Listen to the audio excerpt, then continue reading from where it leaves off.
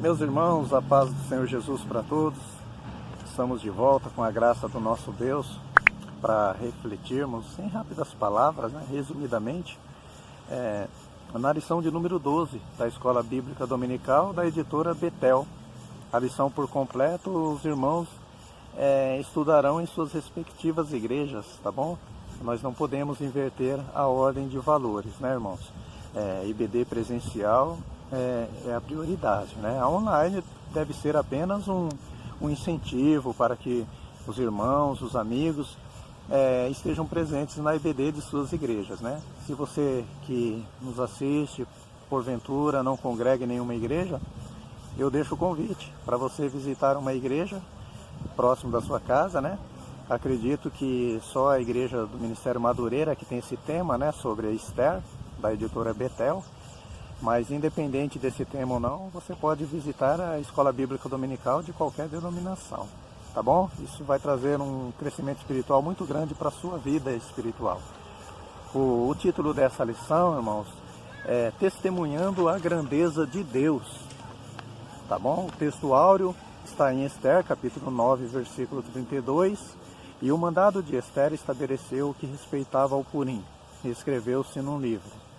A verdade aplicada diz assim: somente confiando no Senhor podemos superar todas as afrontas que nos advêm do diabo. E os objetivos dessa lição é ensinar que Deus continua protegendo o seu povo, destacar que Deus ainda continua o mesmo e considerar que precisamos celebrar nossas vitórias, né? O texto de referência para a reflexão de hoje está também no capítulo 9 de Esther, os versículos 20, 21, 26 e 28.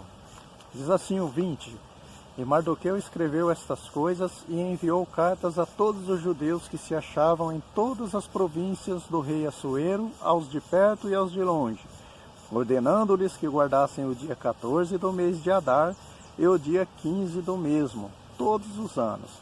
Agora o 26, irmãos. Por isso, aqueles dias chamam Purim, do nome Pur, pelo que também, por causa de todas as palavras daquela carta e do que viram sobre isso e do que lhes tinha sucedido, e que estes dias seriam lembrados e guardados por toda geração, família, província e cidade, e que esses dias de Purim se celebrariam entre os judeus, e que a memória deles nunca teria fim entre os de sua semente. Irmãos, então, como eu disse aqui, né, o título da lição é Testemunhando a Grandeza de Deus. E o testemunho de um cristão, irmãos, é muito importante, tá bom? E eu não me refiro ao testemunho nas atitudes, no comportamento. Claro que esse é mais importante ainda, né? As atitudes falam mais alto do que qualquer palavra. Mas no contexto aqui dessa lição, eu me refiro ao testemunho verbal mesmo, tá bom? Ele é muito importante, irmãos, tá? Quando Deus faz algo na nossa vida, nós devemos testemunhar por 3 motivos. O primeiro é que para que o nome do Senhor seja glorificado, não é? O segundo é que para que haja edificação espiritual no corpo de Cristo, né? Na igreja. E terceiro é para que as almas que não são crentes se aproximem, né? Se aproximem de Deus e ouçam a palavra do Senhor, e consequentemente o Espírito Santo vai trabalhar no coração dessas pessoas e vai gerar fé no coração delas, né? E aí elas se converterão ao Senhor, elas aceitarão Jesus e Deus fará uma grande obra na vida dessas pessoas. Então é muito importante testemunhar para que essas pessoas se aproximem de Deus, tá bom? Porque o testemunho em si, irmãos, ele não salva, apenas aproxima as pessoas de Deus, não é? O que salva mesmo é quando a pessoa ouve a palavra, e a palavra liberta a pessoa, né? Conhecereis a verdade vos libertará. Então o que liberta é a palavra de Deus, não é? O verbo que se fez carne, o Senhor Jesus Cristo, não é? Então, irmãos, é muito importante a gente testemunhar das grandezas de Deus. Jesus, ele operava grandes milagres e atraía grandes multidões também, não é? Só que aí quando ele atraía as multidões, aí ele pregava a palavra, ele anunciava o evangelho para aquelas pessoas. Percebeu, irmãos, a importância da gente testemunhar o que Deus tem feito nas nossas vidas? Então isso é muito importante, tá bom? para a glória de Deus, para a edificação espiritual da igreja e para a aproximação daqueles que não são crentes, né? Só para os irmãos terem uma ideia, irmãos, da importância de um testemunho, a palavra de Deus diz que pela boca de 2 ou 3 testemunhas, toda a palavra será confirmada, né? No julgamento, por exemplo, o relato das testemunhas, elas influenciam muito, né? Tanto para condenar, quanto para absolver aquela pessoa que está sendo julgada, né? O réu, né? E por isso, irmãos, que também um dos mandamentos da lei de Deus é não dirás falso testemunho, porque um falso testemunho, meus irmãos, causa um estrago muito grande, né, na vida de alguém e injustamente por ser falso, né? E Deus com certeza ele vai requerer, Deus vai cobrar. Aí, irmãos, nesses versículos que nós lemos do texto de referência dessa lição, Mardoqueu está convidando o povo judeu de todas as províncias de Suzã, né, das 127 províncias, para uma festa de 2 dias, chamada Purim, né, para a celebração pela vitória, né, recebida contra os seus inimigos, né? E Purim, irmãos, esse nome significa sorte, né, ou sorteio, porque Amã ele tinha feito um sorteio para ver qual dia os judeus seriam exterminados, né? Mas Deus fez uma reviravolta, né? E o povo judeu é quem vai agora comemorar a vitória sobre o seu inimigo, né, irmãos? Irmãos, essa festa que o povo aqui está proclamando, né, em todas as 127 províncias, convidando as pessoas, é como se fosse um culto em ação de graças, né, onde você convida os irmãos, convida a família, convida os vizinhos para serem participantes da sua alegria, não é? E no culto você testifica, né, os feitos de Deus, né, qual o motivo daquela festa, daquele culto em ação de graças, né? E aí, irmãos, a gente louva ao Senhor, todos ali louvam ao Senhor juntos, né? Como diz lá o Salmo 100, celebrai com júbilo ao Senhor todos os moradores da terra e apresentai-vos a Ele com canto, não é assim? Naquelas 3 parábolas, né? Na verdade era 3 em uma, né? 3 parábolas, mas com um só objetivo, né? A parábola da ovelha perdida, quando o homem ele tinha 100 ovelhas e ele perdeu uma, e ele foi atrás daquela única que se desgarrou, e quando ele achou, ele convidou todos e fez uma festa e se alegrou com todos, né? Também na dracma perdida, aquela mulher que havia perdido uma dracma, ela varreu a casa, procurou diligentemente, e quando achou, ela também convidou as suas amigas, suas vizinhas, para celebrar, para se alegrar, para comemorar, né? E com relação ao filho pródigo também, né? Aquele filho que se perdeu, mas depois voltou para a casa do pai, o pai também se alegrou e fez uma festa e convidou a todos também, né? Então, irmãos, a gente tem que se alegrar, a gente tem que fazer um culto em ação de graças ao nosso Deus quando recebemos as bênçãos, convidar as pessoas. Claro que com tudo isso que está acontecendo no mundo todo, né, essa pandemia, a gente tem que respeitar o distanciamento social, né? Mas é essencial, irmãos, que quando a gente tiver a oportunidade, a gente fazer um culto em ação de graças e testificar o que Deus tem feito, né, para que todos se alegrem conosco, né? Alegrai-vos com os que se alegram. E o que me chamou a atenção nessa história toda, meus irmãos, é que o Amã, mesmo depois de morto, né, as suas atitudes deu uma dor de cabeça muito grande para o povo judeu, né? Essa foi a semente que Amã plantou, né, e deveria ser arrancada, né, antes que produzisse frutos amargos, que seria a matança dos judeus, né? E aqui, irmãos, cabe uma reflexão para nós também, tá bom?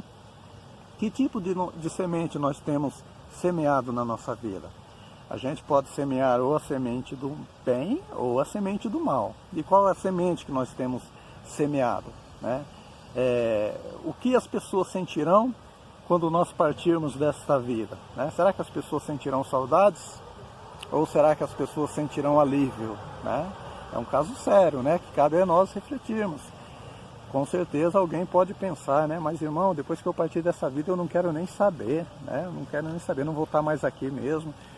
Só que não é bem assim, meus irmãos, tá bom? Porque a Bíblia diz que um dia nós havemos de comparecer ante o tribunal de Cristo, para recebermos de Cristo o nosso galardão, a nossa recompensa de tudo aquilo que nós fizemos por meio do corpo, ou bem ou mal, tá bom? Então, irmãos, e como diz o apóstolo Paulo, enquanto há tempo, façamos o bem a todos, principalmente aos domésticos da fé, ok? O fato é que devemos testemunhar das grandezas de Deus, irmãos, em nossa vida, né? Testemunho sobre o motivo da paz que você sente, né? Que é um dos assuntos abordados na lição, né? De onde que vem essa paz que você sente em meio a tanta aflição, em meio a essa pandemia toda? É muito importante a gente testificar, irmãos, porque as pessoas estão procurando paz nos lugares errados.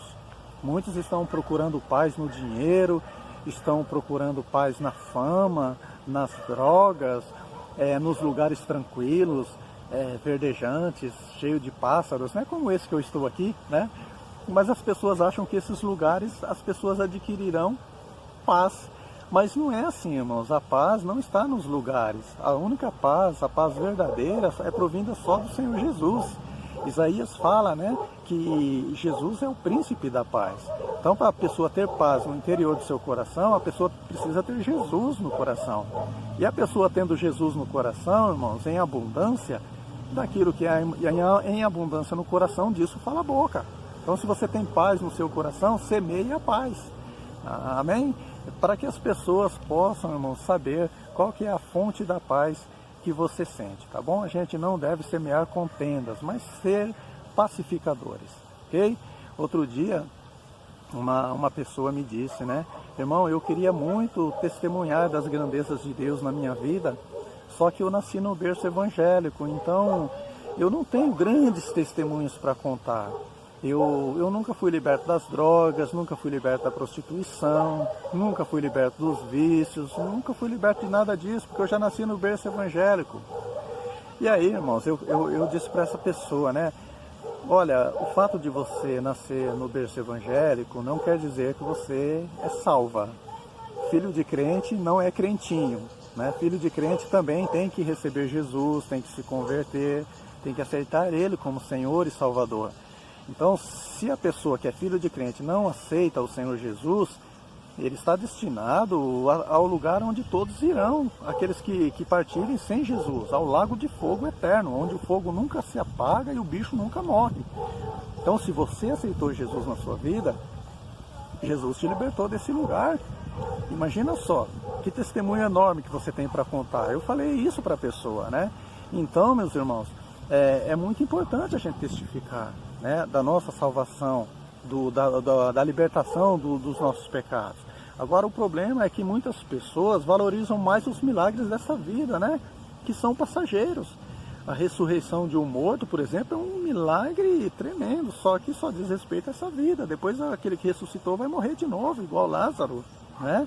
A cura de uma enfermidade, quando o médico diz que não tem mais jeito, é um grande milagre também, mas é para essa vida. Mais tarde a pessoa vai partir também. Agora, o perdão dos pecados, irmãos, essa libertação do lago de fogo, da condenação eterna, isso é para sempre. Então é um milagre muito maior do que qualquer outro milagre que Jesus fez na nossa vida. Eu disse isso para essa pessoa. E talvez você que me ouça também se sinta na mesma condição.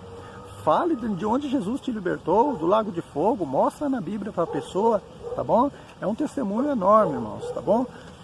Por fim, irmãos, Deus ele transformou a tristeza do povo judeu ali em Suzã em alegria, né? Cumprindo-se aquilo que o salmista diz, né? Que o choro dura uma noite, mas a alegria vem pelo amanhecer. Irmãos, a alegria só vem quando amanhece, tá bom? Não é quando está quase amanhecendo, não.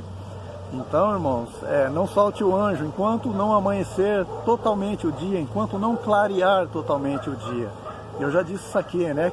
Que claro, dia, né? É quando tudo está bem, né? Então, irmãos, não larga o anjo não se contente com a bênção pela metade, tá bom? Só quando a bênção vier por completo. Quando Jacó estava lá no Val de Jaboque, lutando com o anjo, e o anjo queria subir, né? Porque o anjo disse, olha, deixa-me subir porque a alva já está chegando, ou seja, o dia já está clareando. O Jacó disse, não vou te soltar enquanto não me abençoares. Então, irmãos, é isso que a gente tem que fazer, receber a bênção por completo, tá bom? Você vai observar aqui que o Mardoqueu, ele não se contentou com a bênção pela metade. Ele vestiu as vestes do rei, passeou de cavalo, no cavalo do rei, né, pelas ruas da cidade. E isso foi uma bênção muito grande para Mardoqueu, mas ele não se contentou só com isso. Ele queria a vitória do povo judeu. E Deus abençoou ele completamente, porque ele foi em busca da bênção, irmãos, por completo, tá bom? E aí, irmãos, assim como Deus protegeu o povo judeu, Deus vai nos proteger também em todo o tempo, porque nós fazemos parte do povo judeu também, tá? Essa história de Esther e Mardoqueu aqui aconteceu há cerca de aproximadamente 500 anos antes de Cristo, ou seja, há quase 2.500 anos, né? Só que o povo pereceu, já morreram, né? Aquelas gerações, já passou várias gerações até chegar a nós, mas Deus continua o mesmo, o Senhor não muda. Deus é o mesmo ontem, hoje e eternamente. Então o Senhor, o Deus que libertou esse povo aqui, né, que protegeu esse povo, Ele está conosco para nos proteger também. E essa proteção de Deus, irmãos, é uma ação contínua na nossa vida, né? Deus vai nos proteger continuamente. Por quê? Porque o diabo ele não vai desistir também de nos afligir, de nos perseguir, né? O diabo ele estava aqui perseguindo também aqui o povo judeu, mas depois Deus deu a vitória e agora ele continua perseguindo o seu povo, o povo de Deus, não é? Porque ele anda ao nosso derredor, irmãos, até ele ser lançado lá no milênio, né, no abismo, durante 1000 anos. E depois ele será solto, atormentará as nações por mais algum tempo e depois será lançado no lago de fogo também. Mas até lá, irmãos, ele vai continuar nos afligindo. Então nós temos que continuar confiando em Deus. Se você quer que Deus continue te protegendo, continue confiando no Senhor, tá bom? E assim o inimigo, mesmo que ele continue nos perseguindo, ele há de fugir, porque quando você confia em Deus, você está resistindo ao diabo e ele fugirá de vós, né? É o que a palavra do Senhor diz, né? Sujeitai-vos a Deus, né? Resisti ao diabo e ele fugirá de vós. Amém, meus irmãos? Mas assim, irmãos, o diabo ele não vai desistir, né, de nos perseguir, né, em todo o tempo. Por isso a gente tem que estar sempre confiando no Senhor, e o Senhor há de nos surpreender também. O Senhor há de fazer coisas grandes naqueles que perseveram em confiar no Senhor, tá bom? Assim como o Senhor ele fez coisas grandes na vida de Mardoqueu e Esther. Quem diria, né? Quando que eles imaginariam, eles pelo menos sonhariam, irmãos, que aqueles que estavam cativos lá na Babilônia, né, ou pelo menos eram descendentes dos cativos, né, um dia fosse ser rainha na Pérsia, não é? Ou primeiro-ministro do rei da Pérsia, no caso do Mardoqueu. Eles jamais imaginariam isso, irmãos, mas é o que Deus faz na vida daqueles que continuam sempre confiando no Senhor. Então, irmãos, Deus ele vai sempre fazer coisas grandes na minha vida e na sua vida também, se a gente continuar sendo submisso a Deus e a sua palavra. Amém, meus irmãos? Que Deus abençoe a todos, tenham um ótimo estudo na EBD da sua igreja e, se Deus nos permitir, nós estaremos aqui na próxima lição também, refletindo mais um pouco sobre a palavra de Deus. Amém? Deus abençoe a todos.